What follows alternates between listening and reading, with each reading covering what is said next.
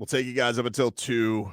I want to get some calls. I've been holding patiently. Headlines brought to you by Doral Hyundai. Doral Hyundai, home of the Pricito, our lowest price. Visit us at Doral Hyundai or DoralHyundai.com. Tonight we got Monday Night Football, Buccaneers and Texans. Houston's a 2.5-point favorite there.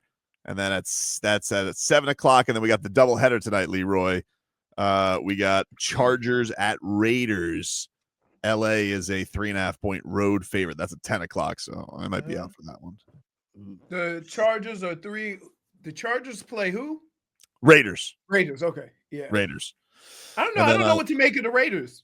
The fact that they beat, right? But I know how Pete Carroll likes to build a team.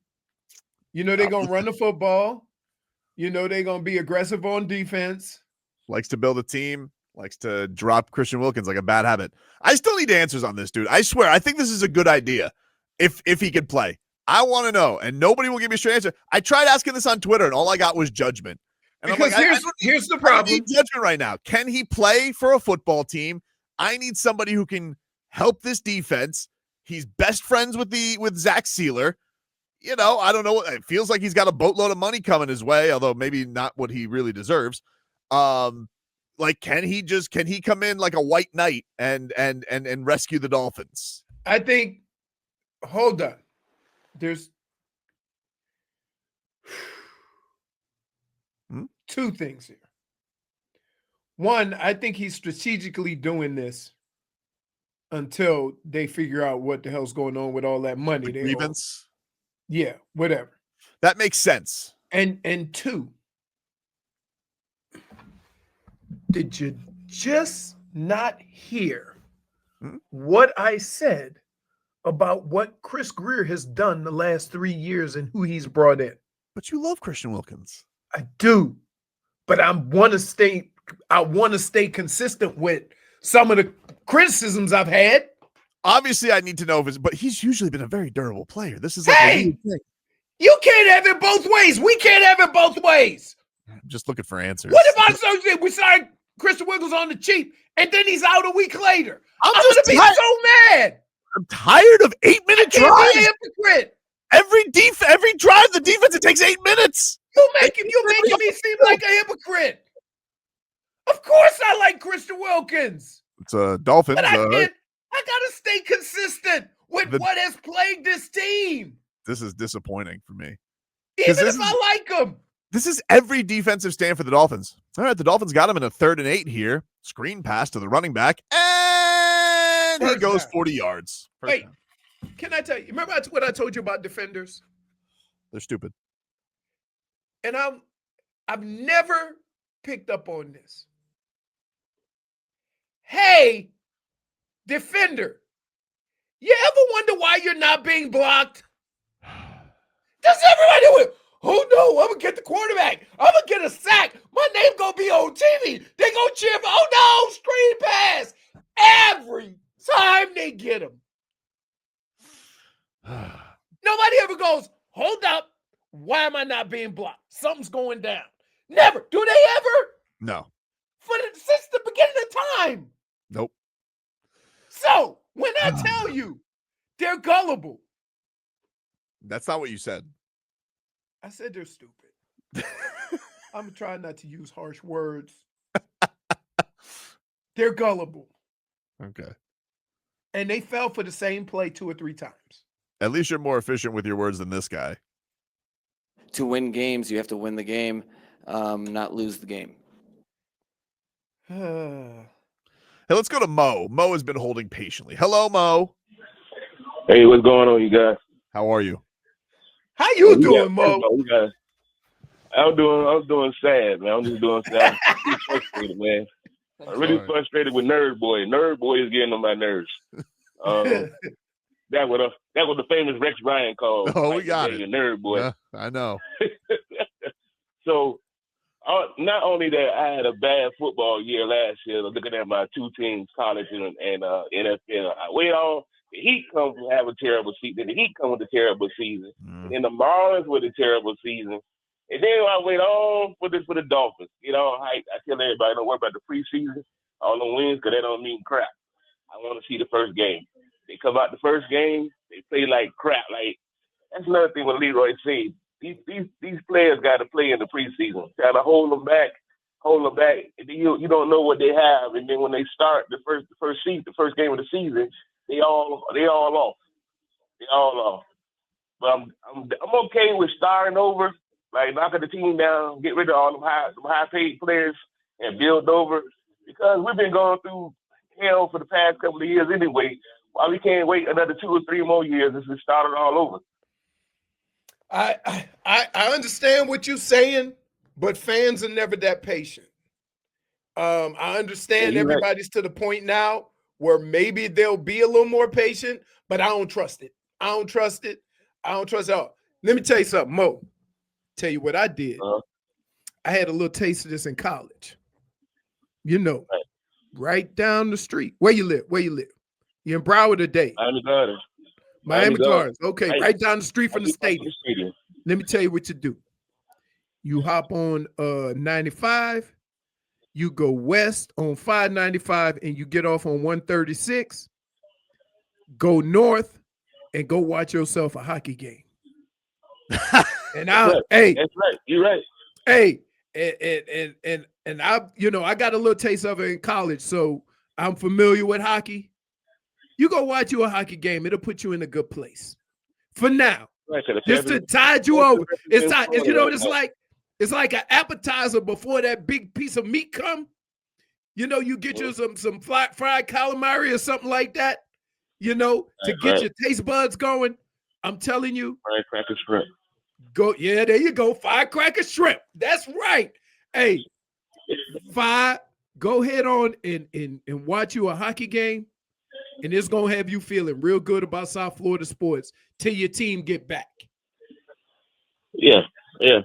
But I'm glad I can't wait till October 4th. Right now they're number 4, and my Florida State Film is number 7. I can't wait till y'all come to Tallahassee. I mean, unless they make you more sad, Mo, then that could also happen. That also is a possibility. I got one thing. He's just gonna be walking around Miami Gardens with a sign that just say, "I'm sad." I'm sad. I got something to make him feel better, though. What the hell is he talking about? You know, maybe he's on a different level, McGenius guy, whatever the hell he is, nerd boy. But anyway. Oh, nerd boy. All right. Take care, Mo. Have a good one, man. All right. Have a good one. There you go. That's Mo. My man tried to break it down. He just said, "I'm sad." All my teams. I told him what to do. Yeah. I'm telling you, not a bad watch. If you want some excitement, you want action, some nonstop action. I gotta tell you, how high are vibes gonna be when we go to Panthers Media Day on Wednesday? That's gonna be a day, dude. Hey, I might have to give them players a hug or something. So, I'm like, you guys make me feel so good right now. I've been feeling bad for the last couple of months. Oh, thank you. Let's just bring a whole fish to feed to Nico Mikkola. Yes. They say, "Nico, I got something for you." Big fish. David, what's going on, David? Hey, guys. How are you? What's happening? How are you, buddy? Good, man. Good. Listen, I'm not coming in with a hot take, but I'm going to try to come in with an all-encompassing take and do rapid fire because, just to remind us. And all this fire, this person fire, that person, well-deserved, and change the quarterback. He shouldn't have been picked over Herbert to begin with, but that's another story.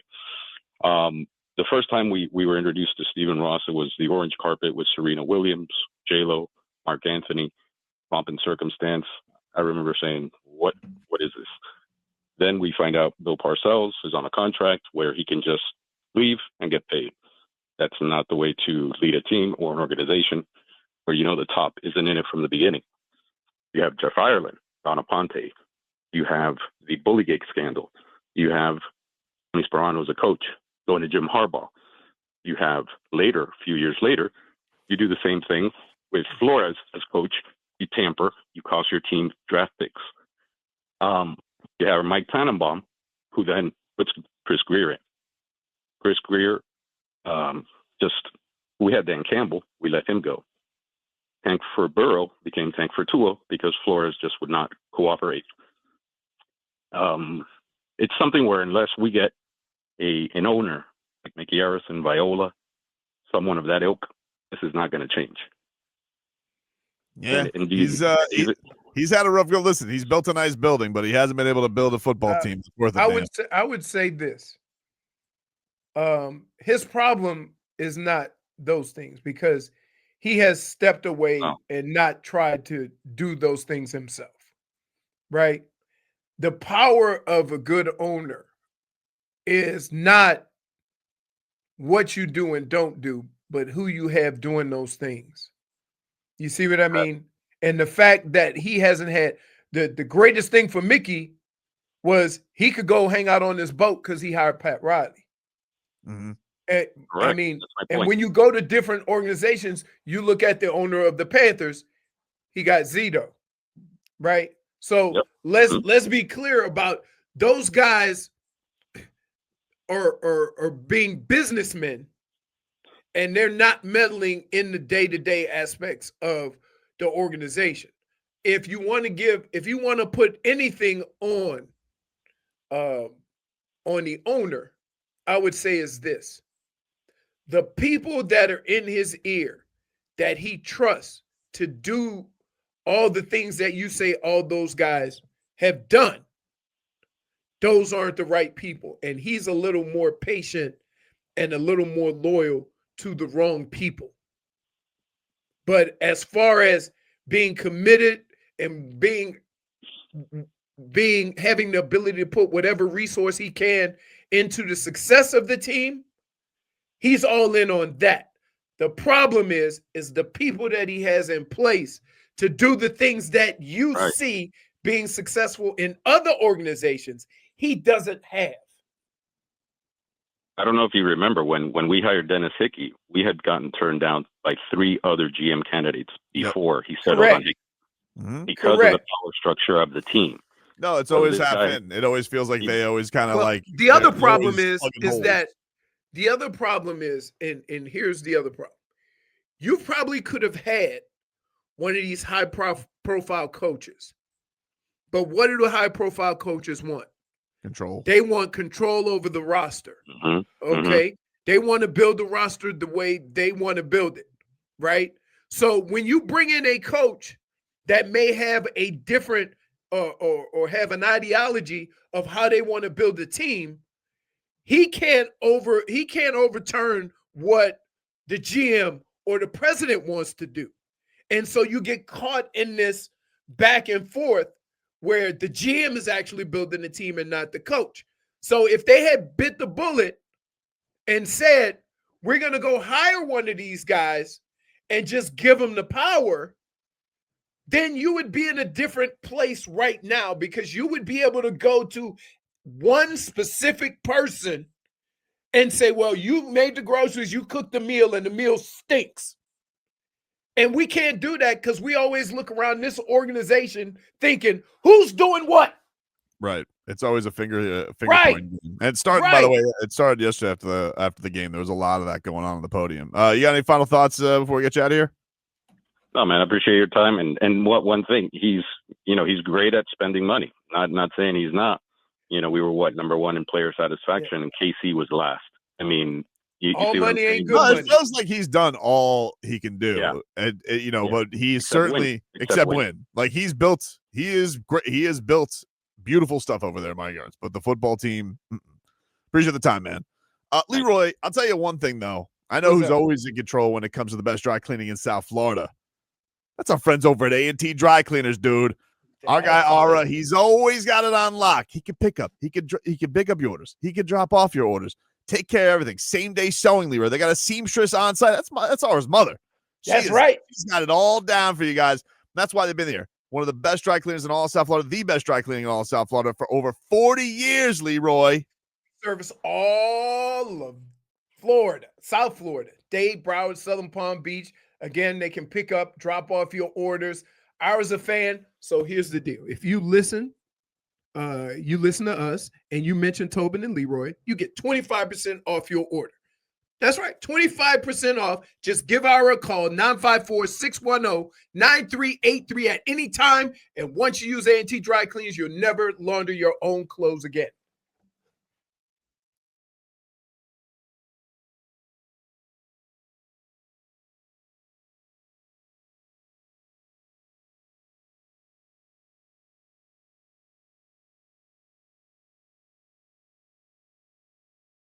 How would you guys like to have the chance to have a Pro Bowl Miami football player come and visit an elementary school of your choice? It could happen. It's WQAM's MVP experience with the Dolphins. Zach, sealer it on up.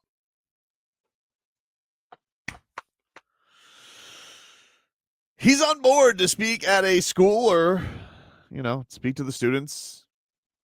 Careful, Zach. Those kids, they got ruthless questions, dude. They got ruthless questions. I'm not blaming Zach Sealer, by the way. I know that he's got a lot of youth around him. Now, nobody gives a rat's ass. You just signed a monster deal. Go get some sacks. Did old Tobes have a Malik Washington anytime touchdown, Zach Sealer sack parlay yesterday? Yes, I did. But I'm not mad at Zach Sealer. I know that. I know he's trying. He's man's man. And he's got everybody coming after him. But anyway, if the kids want to ask him some questions, go to WQM.com, enter an elementary school in Broward-Dade, and you guys could be up there for your chance to get a visit from Zach Sealer. For more contest rules, go to WQM.com. Let us get to the mixed bag. What, Jennifer? Jennifer? Yes. I don't know, Mr. Floss. I gotta go put back my script for Mike Biamonte. I gotta add For flossing? -1 for dental hygiene during the show. Dude, it's the worst feeling in the world when you get chicken stuck in your teeth. You're not wrong about that.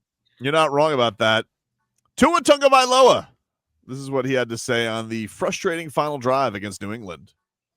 Well, that thought with on that final drive, you have the opportunity to win a game and go down, and then those mistakes late. How frustrating was that final drive in particular to not close it out? Yeah, that was really frustrating. It was frustrating with the communication with the guys inside the huddle, and then what the personnel is, then the play for those guys.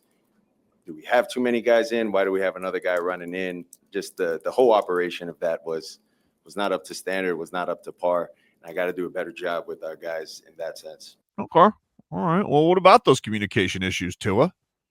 Well, we have until the 15-second mark until it cuts off with the communication with Mike. So depending on what the personnel is, depending on what we were trying to do there, if it was a wristband call or if it was a call it in the headset, there's a lot of things in that sense that play a role in if we're getting to the right things or if we're not getting to the right things. So that was sort of the mix-up of communication there. Want me to break it down for you? Please do. So the way a normal play works, the first thing that happens is personnel runs onto the field, right? So the personnel run onto the field. Depending on what personnel is on the field, then you call a play from a list of plays or whatever, right? If you take too long to do that, then a play will start coming in with the wrong personnel that can't run that play. And then you have to try to switch the play or switch the personnel within those 15 seconds and run the play. Yeesh. So everybody involved needs to be more decisive for the quarterback and the players on the field, because the quarterback, all he sees is who's in the huddle. Now, the way they've tried to eliminate a lot of this is most of the plays are on the wristband, so he could just say 32, 32. And he'll look at the wristband, 32, call out that play. And if he calls out that play and looks up and the wrong people are in, now the coach has to call the play manually, understand it. And it normally works very fluid. For reasons you can't explain at the worst possible time. But I will say this. based on how he answers questions, can you see how that could happen? You understand what I'm saying? You mean the coach? Yeah. Hmm? So Yeah, but he's saying that. Well, this is why I'm concerned, though, right? Like, though this happens when there's losing and then there's blame, and everybody's trying to say it's on me, but there's not. It's on me. There's not. There. Nobody was yesterday. The coach and quarterback were not. Hey, this is on me. It's on me, but this, that, this, that. It's all encompassing, but when you make and here's where it gets complicated. When you make adjustments during the game, right? You might say, "Hey, I'm gonna run this play, but with this personnel. Mm-hmm. We're gonna run the same play, but out of this formation, right?" And so that means that what you have on that armband doesn't matter, and manually you have to do a lot more communicating. And so if that gets lost, and then at 15 seconds, the mic shuts off, the quarterback's in la la land. If Mike hasn't made up his mind, or he sent it in and he's told the quarterback, this is what we're going to run out of this. So I may give you a number, but you know to change it to this play, right? Then it got lost there. You don't really know, right? Well, but the thing in the ear was designed to kind of avoid all of this. And you shouldn't really be having these problems that late into the play clock, especially at that moment in the game. You probably should be more decisive. Well, here's what Tua said on how they're going to fix it. You know, I'm gonna go have a conversation with Mike. I'm gonna go have a conversation with Bev, with our offensive guys, and talk about it, because what we put out there, that was unsaid. Like, anyone who knows football and anyone who doesn't know football just knows, like, that was not clean and that was not right with what we were doing in the end of the game. So we'll get that fixed, communicate that to those guys, and we'll move forward from there. I trust them. You ever heard the phrase "pressure makes a pipe burst"? Yes. You ever see them having problems with all that stuff when you're winning by 10? Nope. Right. So nope. What I would say to you is that when things are going poorly, you need to be more decisive. You need to make sure everybody's on the team, on the same page, to give you a better chance to execute. You can't have a bunch of bumbling and rumbling and stumbling when you're already struggling with play on the field. And so that is the biggest concern with all of that, is that, yeah, you ever notice bad teams have to call a lot of timeouts and they don't have them at the end of the game? Like when what was it? With the Canes, he was called timeout within the first 5 seconds of the game one time. Yep, that happened. I mean, they did this yesterday with they called the timeout. I mean, at the most, I think the Dolphins did yesterday, like right out of the gate in the first half. I think it was the Dolphins actually. They had one right off the bat. Right. I remember the only time I remember Bo, when I was in college, called a timeout just to yell at us because we never had to use timeouts. So he called the timeout. Somebody got called for a hold. He called us to the sideline because you go over as a group, and he yelled at us and then sent us back out. Wonder what they're talking about in that timeout. I could tell you. Did he tell you that to win the game, you have to win the game, not lose? Oh, no. He wasn't that philosophical. His words were much more direct. To win games, you have to win the game, not lose the game. So I would say this. Mm-hmm. In order to win consistently, the first thing you need is organization. That means even if you're doing it poorly, everybody needs to know what to do, how to do it. All right. Then you can evaluate how everybody is doing it and whether you can replace them. Right. But if you have somebody in the game that one doesn't know what to do, or two, you're confusing them with how to do it, then you're not even getting the best version of your players because they're thinking instead of playing. I didn't like it, dude. And I feel like there's trouble in paradise between Miami's favorite No. couple. Oh, I'm telling you. I wouldn't say that. McDaniel and Tua. You want me to tell you the reality of it? Hmm? One is talking like he gonna be there, and one is talking like he need to fix it. That's it. Which one's which? You know which one. No, which one's which? One The makes bad it- taste in our mouth continues.